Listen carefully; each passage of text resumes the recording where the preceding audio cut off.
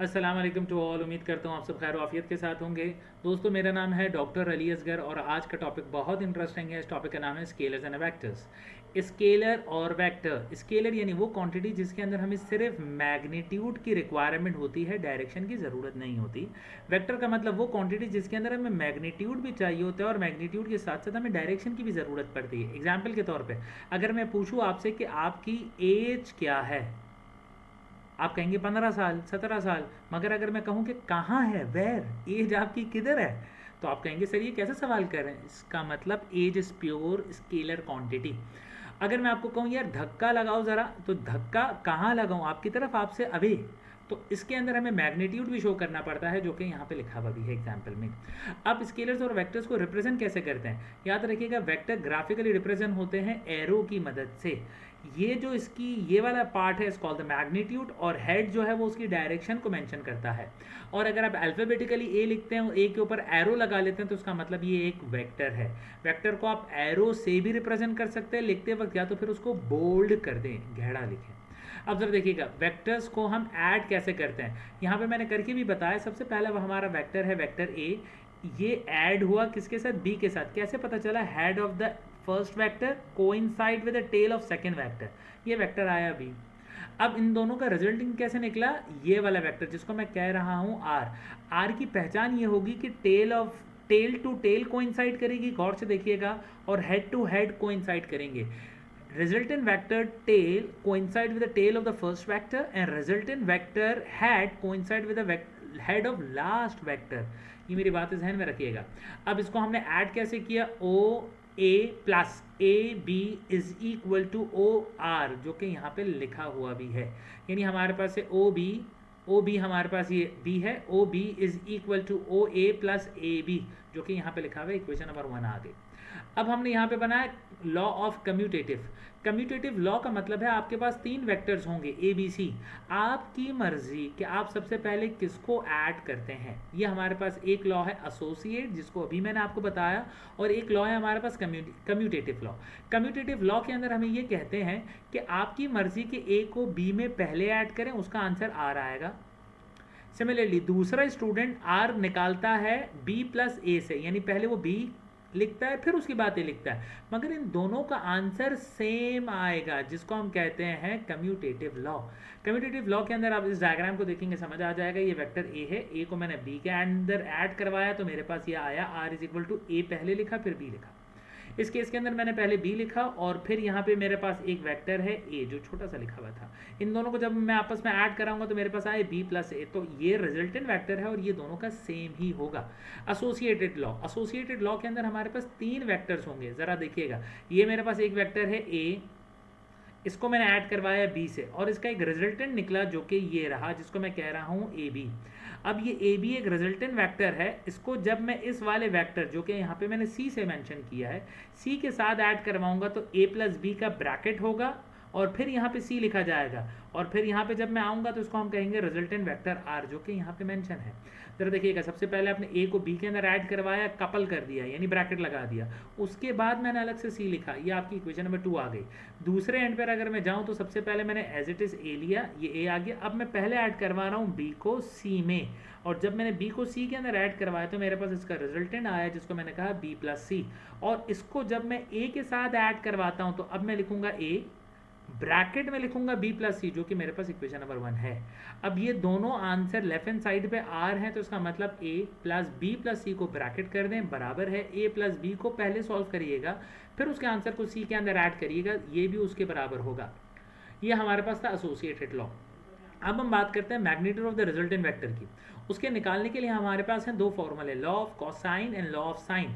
Law of cosine के अंदर under root का इस्तेमाल होता है, ए का स्क्वायर प्लस बी का square, A B C are the sides, और यहाँ पे एक एंगल इस्तेमाल होता है। और रिजल्टेंट लॉ ऑफ साइन है हमारे पास A dividing by sine alpha, B dividing by sine beta और C dividing by sine gamma. इस डायग्राम से समझ लीजिएगा, मैंने एक ट्राइंगल बनाया जिसके अंदर एक साइड को मैंने ए लिखा, दूसरी को बी लिखा, तीसरी को सी लिखा। याद रखिएगा, ए के सामने एंगल होगा अल्फा, बी के सामने एंगल होगा बीटा, सी के सामने मेरे बच्चे एंगल होगा गामा का, और इसी तरीके से ये दोनों फॉर्मूले अरेंज हुए हैं। अब जरा देखिएगा, वेक्टर्स को मल्टीप्लाई करें। ये मेरे पास सिंपल वेक्टर है v जो है 3 के बराबर, इसको मैं मल्टीप्लाई बाय जब 2 कर दूंगा तो इसका मैग्नीट्यूड बढ़ जाएगा, जो कि इस डायग्राम में आपको नजर भी आ रहा है, यानी ये 3 बन गया 6। सिमिलरली अगर मैं इसको मल्टीप्लाई बाय माइनस करूँ तो यानी पहले 3 था, आगे की तरफ जा रहा है, अब मैंने मल्टीप्लाई 2 तो किया बट माइनस की साइन लगा, इसका मतलब ये अपोजिट डायरेक्शन में जा रहा है और ये आ गया -6। क्लियर है। अब हम बात करते हैं नए टॉपिक की जिसका नाम है Cartesian coordinate system. Cartesian coordinate system का मतलब ये हुआ आपके घर के अंदर जो भी कोना है उस कोने को अगर आप देखेंगे, कॉर्नर को आप देखेंगे तो आपको एक्स एक्सिस नजर आएगा, वाई एक्सिस नजर आएगा, जी एक्सिस नजर आएगा, यानी एक दीवार ये रही, एक दीवार ये रही और उसकी ऊंचाई कितनी है। इस पूरे सिस्टम को हम कहते हैं कार्टेशियन कोऑर्डिनेट सिस्टम। इस कार्टेशियन कोऑर्डिनेट सिस्टम के अंदर आप गौर से देखेंगे तो यहाँ पे मैंने ग्रीन से एक्स की डायरेक्शन में एक वेक्टर बनाया है आई, y की डायरेक्शन में j और k की डायरेक्शन z की डायरेक्शन में k, और x y z ये तीनों वेक्टर याद रखिएगा हमेशा 90 डिग्री के एंगल पे ही होने चाहिए, यानी the angle between x and y is 90, y and z is 90 and z and x is also 90। अब हम बात करते हैं यूनिट वेक्टर की। Unit vector is a vector whose magnitude is 1 and we can find a unit vector by vector dividing by its magnitude। जरा देखिएगा ये a है, a के ऊपर यहाँ पे एक एरो का निशान आपको छोटा सा नजर आ रहा है और ये उसका मैग्नीट्यूड है। हमारे पास 3 वेक्टर्स हैं x y z और तीनों के अपने अपने रिस्पेक्टिव यूनिट वेक्टर्स होते हैं। x की डायरेक्शन में जो यूनिट वेक्टर होता है i कहलाता है, जो मैंने आपको ऊपर भी बताया। y की डायरेक्शन में j है और z की डायरेक्शन में हमारे पास k है। फ्री वेक्टर का मतलब वो वेक्टर जिसको आप पैरेलली कहीं पे भी मूव कर सकें। जैसे नमाज के लिए आपने जाए नमाज बिछाई है, आपके बराबर में दूसरा, उसके बराबर में दूसरा, आपके पीछे भी लोग होते हैं, आपके आगे भी लोग होते हैं, इसका मतलब आप पैरेलली कहीं पे भी मूव कर लें, it's called the free vector. Position vector का मतलब वो वेक्टर जो कि एक पॉइंट को रिप्रेजेंट कर रहा हो। एग्जाम्पल के तौर पे आपके घर पे एक ट्यूबलाइट लगी है, आपके घर के एक कोने यानी कॉर्नर से उस ट्यूबलाइट का फासला x में भी होगा, y में भी होगा और z में भी होगा, it's called the position vector. Null vector का मतलब है दो वेक्टर जिसका मैग्नीट्यूड सेम हो मगर डायरेक्शन अपोजिट हो। एक है a दूसरा है -a, यानी एक है 5 दूसरा है -5, यहाँ लिख देते, एक है 5 दूसरा है -5, तो जब इन दोनों को आपस में आप ऐड करेंगे तो उसका आंसर आ जाएगा 0। राइट। अब हम बात करते हैं रेजोल्यूशन ऑफ द वेक्टर्स की। रेजोल्यूशन ऑफ द वेक्टर्स के लिए हमें इस केस के अंदर समझना पड़ेगा टॉर्च की मदद से। लेट्स से कि मेरे पास ये एक वेक्टर है, इस वेक्टर को मैं एक टॉर्च की मदद से समझता हूँ और मेरे पास टॉर्च है, ये रही। इसका जब टॉर्च मैंने ऑन की तो इसका शेडो यहाँ पे कास्ट हुआ, ये वेक्टर है a, इसका शेडो यहाँ पे कास्ट हुआ जिसको मैंने कहा ax। सिमिलरली फिर मैंने यहाँ से ये वाली टॉर्च बंद कर दी, और इस टॉर्च के बदल मैंने एक दूसरी टॉर्च खोली जो कि थी ये रही, और यहाँ से रोशनी निकली, तो इसने इस वेक्टर का शेडो यहाँ पे बनाया जो मैंने कहा ay। अब जरा देखिएगा ax क्यों कहा, क्योंकि ये वाला shadow on the direction of x axis बन रहा है, इसकी वजह से ax। ये वाले वेक्टर को ay इसलिए क्योंकि ये वाला वेक्टर पैरेलल है y एक्सिस से, तो ये आ गया ay। इसी तरीके से मैंने यहाँ पे डिवाइड किया है जिसको मैं कह रहा हूँ v, और v के शेडो जो x एक्सिस पे आया इसको कहा vx, v का शेडो जो y एक्सिस पे आया इसको कहा vy, और ये है एंगल थीटा। याद रखिएगा थीटा के सामने वाली साइड परपेंडिकुलर होगी, थीटा की एडजेसेंट साइड हमेशा बेस रहेगी।